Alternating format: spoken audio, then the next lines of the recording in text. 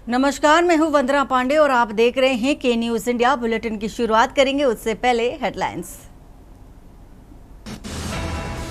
DRT Dehradun में 2 अगस्त को लगेगी विशेष लोक अदालत। लंबित ऋण मामलों के निपटारे का सुनहरा अवसर। उत्तराखंड और पश्चिमी यूपी के मामलों का होगा समाधान।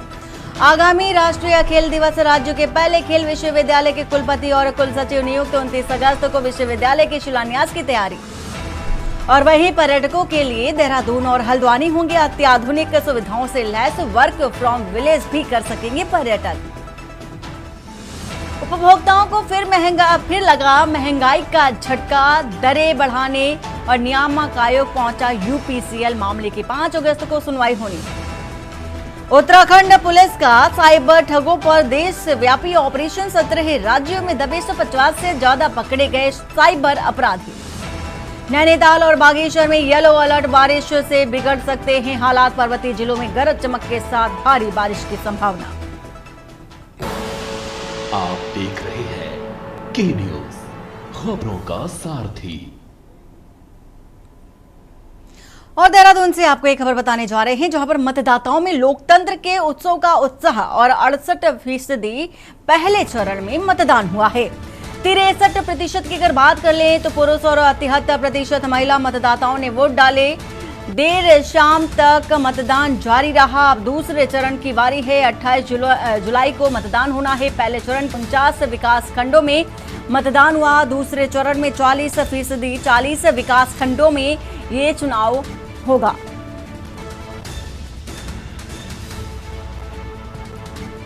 तो अब दूसरे चरण की बारी है और तैयारी पूरी है। 28 जुलाई का वो समय होगा जब दूसरा चरण शुरू होगा। तो दूसरे चरण में 40 विकास खंडों में मतदान किया जाएगा। वहीं 31 तारीख को मतगणना की जाएगी। देहरादून में से आपको अहम जानकारी भी बता रहे हैं। 68% मतदान हुआ है पहले चरण का। तो पहले फेज का जो मतदान प्रतिशत है वो 68% बताया जा रहा है। देर शाम तक मतदान जारी रहा और जो जोश देखा गया युवाओं के अंदर, महिलाओं के अंदर, लोगों के बीच उत्साह बढ़ चढ़कर हिस्सा लेने का मतदान के दौरान, वो सारी ही चीजें देखी गई। और अब दूसरे चरण की बारी है।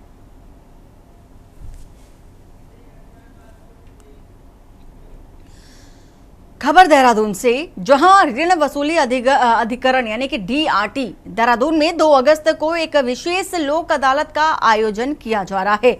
और यह पहल उन लोगों के लिए राहत लेकर आई है जिनके ऋण वसूली से जुड़े मामले लंबे समय से अदालत में लंबित हैं।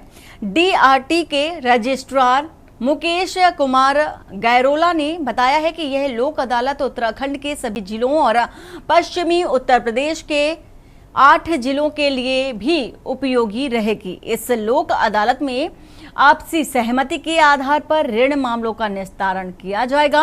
इच्छुक व्यक्ति 1 अगस्त तक किसी भी कार्य दिवस में स्वयं या अपने अधिवक्ता के माध्यम से आवेदन कर सकते हैं। यह विशेष अवसर ऋण विवादों को शीघ्र और सौहार्दपूर्ण समाधान की ओर ले जाने में मदद करेगा।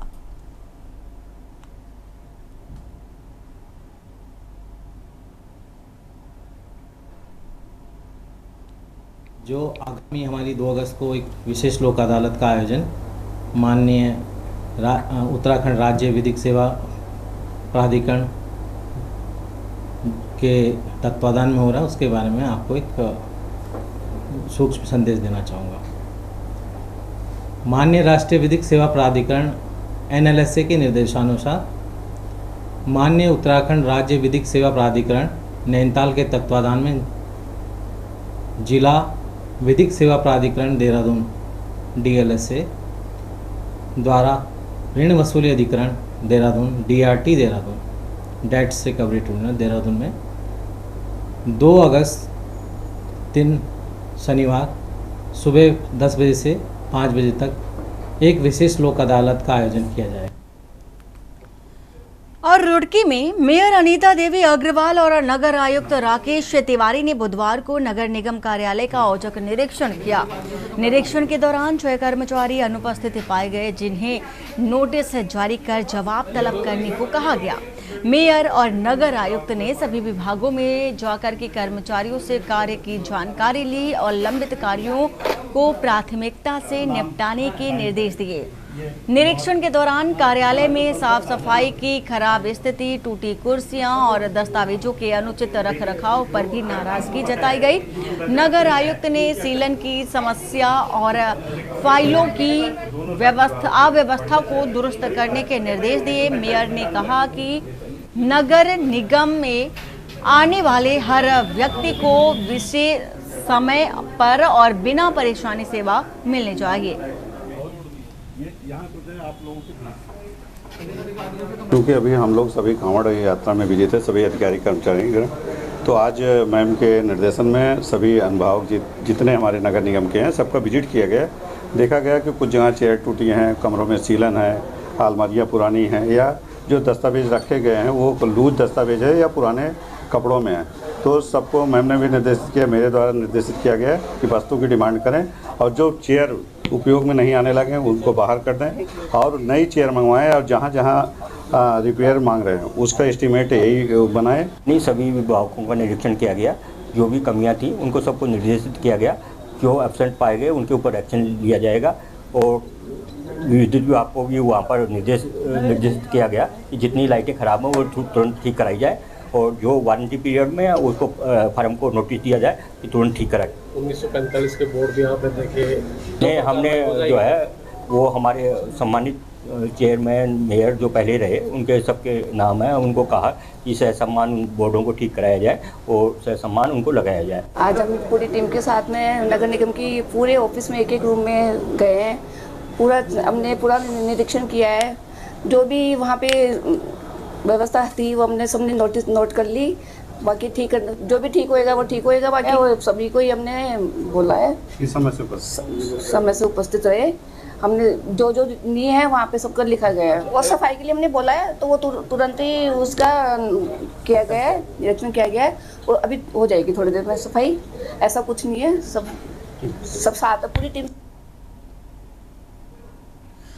और उत्तराखंड पुलिस ने साइबर अपराधियों के खिलाफ देशव्यापी ऑपरेशन छेड़ा है। ऑपरेशन प्रहार के तहत 23 टीमों ने देश के 17 राज्यों में दबिश दी और 50 से अधिक साइबर ठगों पर कार्रवाई की है। 30 से ज्यादा फरार और अपराधियों के घरों पर नोटिस चिपकाए गए और पुलिस उपाधीक्षक अंकुश मिश्रा ने कहा कि उत्तराखंड पहली राज्य पुलिस है जिसने इतनी व्यापक स्तर पर कार्रवाई की है।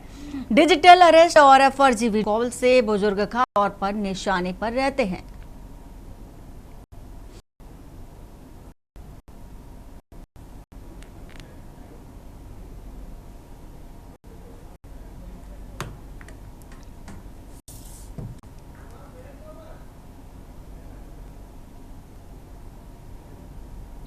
के दर्शक हैं उन सभी को नमस्कार। और आपने अहम सवाल किया जागरूकता हेतु, जिसमें हमने देखा था कि पिछले साल डिजिटल अरेस्ट के मामले काफ़ी शिकायतें हमारे अभियोग में पंजीकृत हुए थे। उस क्रम में हमारे माननीय प्रधानमंत्री जी ने भी मन की बात में ये बात रखी थी कि आप डिजिटल अरेस्ट या इस टाइप से ऑनलाइन सर्वेलेंस के जो स्कैम है उससे आप लोग बचिए। एंड उसके बाद काफ़ी ज़्यादा गिरावट आई थी जिसमें इस प्रकार के मामले रुक गए थे। परंतु इस साल जो हमने देखा कि इनिशियली डिजिटल अरेस्ट के उतने मामले नहीं आए, परंतु पिछले एक महीने में हमने देखा कि दोबारा डिजिटल अरेस्ट की कुछ शिकायतें आने लगी हैं, जिनमें काफ़ी बड़ी बड़ी FIR हो रही।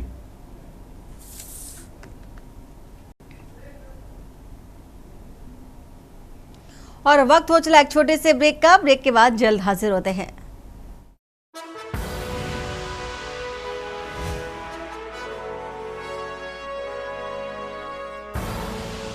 आप देख रहे हैं के न्यूज, खबरों का सारथी। ब्रेक के बाद आपका स्वागत है। विकासनगर से आपको एक खबर बता रहे हैं, जहां पर इंटरनेट पर गरीबों के मददगार के रूप में मशहूर मोहम्मद कैफ ने बुधवार को विकासनगर के सहसपुर ब्लॉक स्थित खुशहालपुर और रामपुर क्षेत्रों में चुनावी सभाएं की और वह जिला पंचायत सीट से उम्मीदवार अरसी और राशिद अहमद के समर्थन में पहुंचे थे। सभाओं के दौरान उन्होंने जनता से राशिद अहमद के पक्ष में मतदान करने की अपील की। मोहम्मद कैफ ने मीडिया से बातचीत की और साफ किया कि वह ना तो किसी राजनीतिक पार्टी से जुड़े हैं और ना ही खुद को नेता मानते हैं। उन्होंने कहा कि जनता को ऐसा प्रतिनिधि चुनना चाहिए जो जमीन से जुड़ा हो और जनता के हक की जो आवाज है उठाने में कभी पीछे ना हटे। मोहम्मद कैफ सोशल मीडिया पर लाखों फॉलोअर्स के साथ एक लोकप्रिय चेहरा हैं और उनकी पहचान जरूरतमंदों की मदद करने वालों एक सामाजिक कार्यकर्ता के रूप में भी है।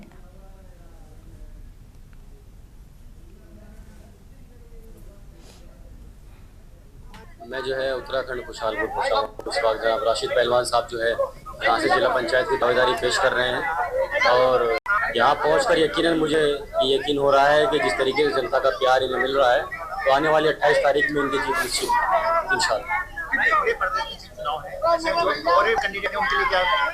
देखिए सब अपनी किस्मत आजमाएंगे, जीतेगा वही जिसे जनता चाहिए और मुझे यकीन है कि जनता इन्हें चाह रही है और जीतेंगे इंशाल्लाह।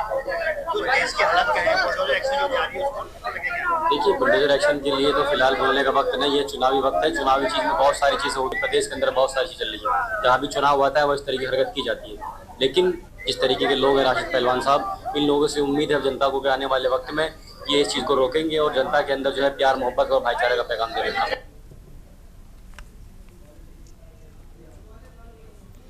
उत्तराखंड में एक बड़ा घोटाला सामने आया है जिसमें राष्ट्रीय छात्रवृत्ति पोर्टल के माध्यम से किए गए फर्जीवाड़े और छात्रवृत्ति राशि के गबन के गंभीर मामले का मुख्यमंत्री पुष्कर सिंह धामी ने संज्ञान लिया, जिस पर धामी सरकार सख्त नजर आ रही है।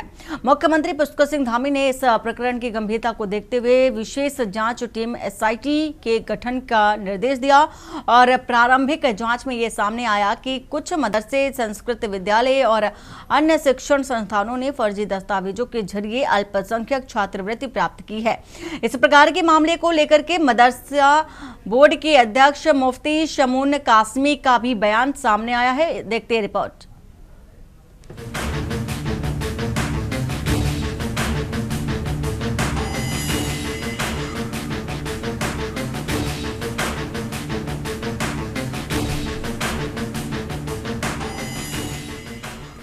उत्तराखंड में मदरसों में छात्रवृत्ति घोटाले की मुख्यमंत्री पुष्कर सिंह धामी ने एसआईटी जांच के आदेश दिए हैं। राष्ट्रीय छात्रवृत्ति पोर्टल के जरिए बड़े पैमाने पर फर्जीवाड़े का खुलासा हुआ है।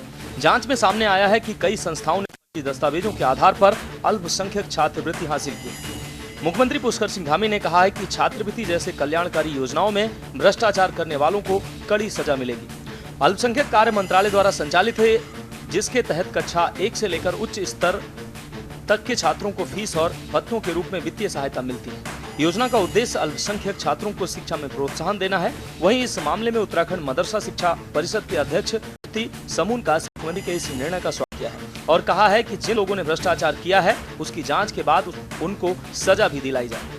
मदरसा बोर्ड के अध्यक्ष मुफ्ती समून कासमी ने सीएम धामी के एसआईटी गठन के आदेश का समर्थन किया। उन्होंने कहा कि मुख्यमंत्री पुष्कर सिंह धामी की ओर से आज एसआईटी गठित करने का निर्देश अत्यंत सराहनीय है और स्वागत योग्य है।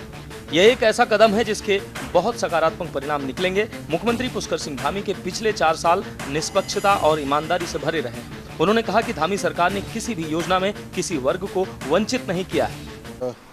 कई अन्य स्थानों पर भी जो है लोग रहकर जो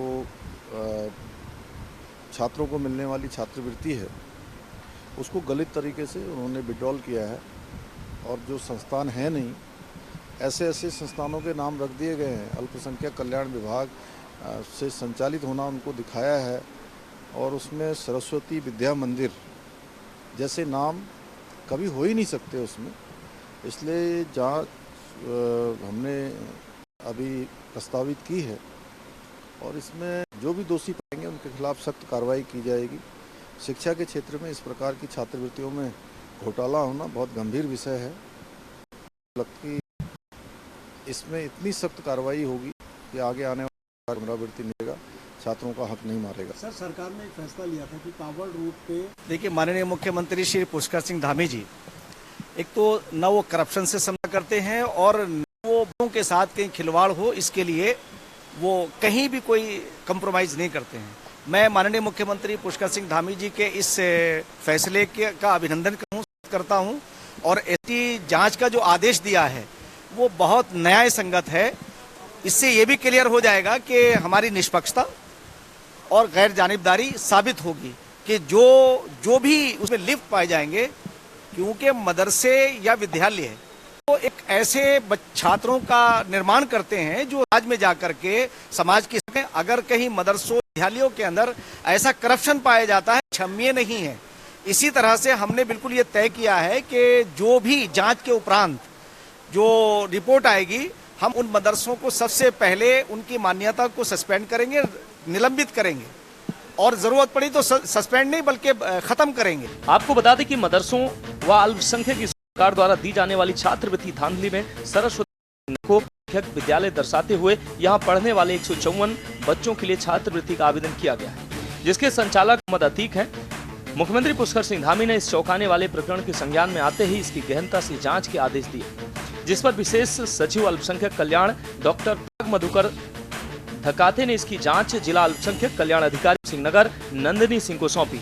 उन्हें 2 सप्ताह इसकी रिपोर्ट सौंपने को कहा गया है। इस विषय पर सरकार के साथ भी संवाद किया जा रहा है। आपको बता दें कि समाज कल्याण विभाग ने कुछ समय पहले उधम सिंह नगर जिले में वर्ष 2021-22 और वर्ष 2022-23 के राष्ट्रीय अल्पसंख्यक छात्रवृत्तियों की प्रामाणिकता जांचने के लिए 796 बच्चों के दस्तावेजों के बारे में जानकारी मांगी। इनमें से 6 मदरसों व शिक्षण संस्थानों में पढ़ने वाले 456 बच्चों के बारे में जानकारी संदिग्ध पाई गई है। ऐसे में मुख्यमंत्री ने इनकी जांच में काशीपुर की नेशनल एकेडमी JMYIHS में पढ़ने वाले 125 मुस्लिम छात्रों और इसके संचालक गुलसफा अंसारी मदरसा अल जामिया अल मदरिया के 127 बच्चों के दस्तावेज और उनके संचालक मोहम्मद फैजान का सत्यापन किया जाएगा।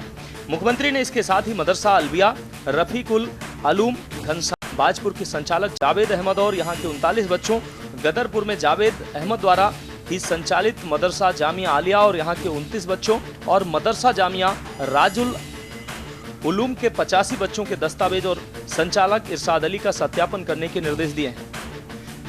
राज्य में राष्ट्रीय छात्रवृत्ति पोर्टल पर दी गई आवेदकों की जानकारी संदेहजनक प्रतीत हुई है, जिसमें सरस्वती शिशु मंदिर के नाम से छात्रवृत्ति का प्रकरण सामने आया है। इसकी जांच के लिए विशेष सचिव अल्पसंख्यक कल्याण को निर्देश दिए गए हैं। वहीं प्रदेश की विपक्षी पार्टियों ने बीजेपी सरकार पर एक बड़े भ्रष्टाचार का आरोप में हाथ प्राप्त करने वाला है कि बाकी की खबरों के लिए बने रहिए आप के न्यूज इंडिया के साथ। नमस्कार।